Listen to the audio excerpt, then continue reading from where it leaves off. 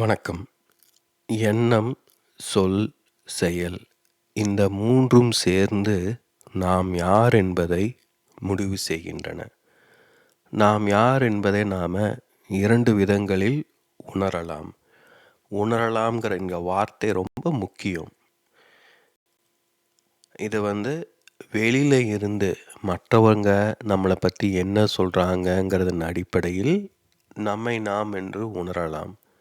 இன்னொன்று, நாமாக நம்முடைய உடலுக்குள் என்ன உணர்றோமோ அது. இப்போ நாம் ஒரு நேர்முக தேர்வுக்கு போகிறோம். நீங்கள் யார் அப்படின்னு கேட்குறாங்க. என்ன சொல்லுவோம் அங்கே? நம்முடைய பேர், நம்முடைய படிப்பு, நாம் என்ன காரணத்துக்காக அங்கே வந்திருக்கோம் அப்படிங்கிறத சொல்லுவோம். ஒரு டாக்டர்கிட்ட போகிறோம். எப்படி இருக்கீங்கன்னு கேட்குறாரு. என்ன பண்ணுது அப்படின்னு கேட்குறாரு. அந்த டாக்டர்கிட்ட நாம் என்ன சொல்லுவோம்? 2 பேர்கிட்டையும் சொல்கிறது ஒரே விஷயங்களா, வெவ்வேறு விஷயங்களா?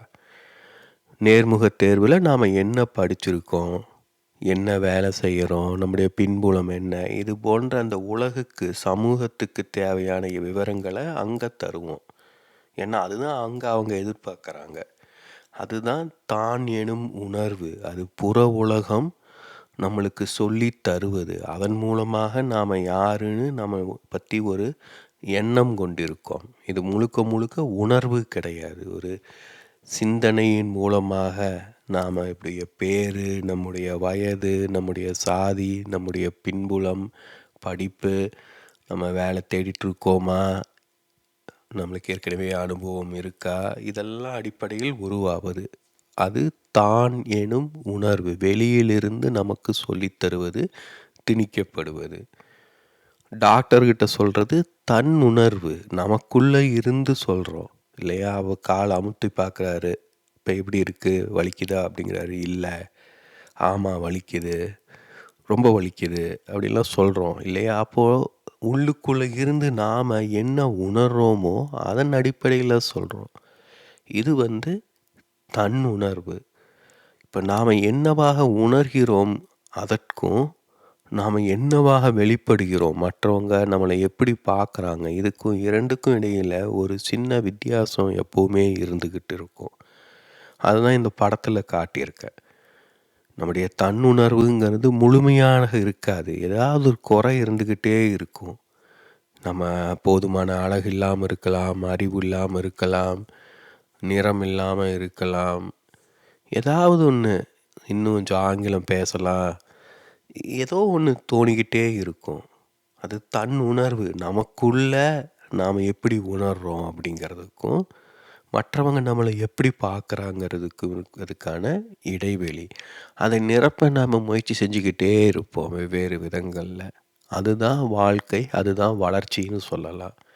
அது நிறைவேறுமான்னு கேட்டிங்கன்னா நிறைவேறாது. நம்மளுக்கு அது தெரியும். ஆன்மீக கோணத்தில் நாம் முழுமையான நிறைவை எளிதில் உணர முடியாது.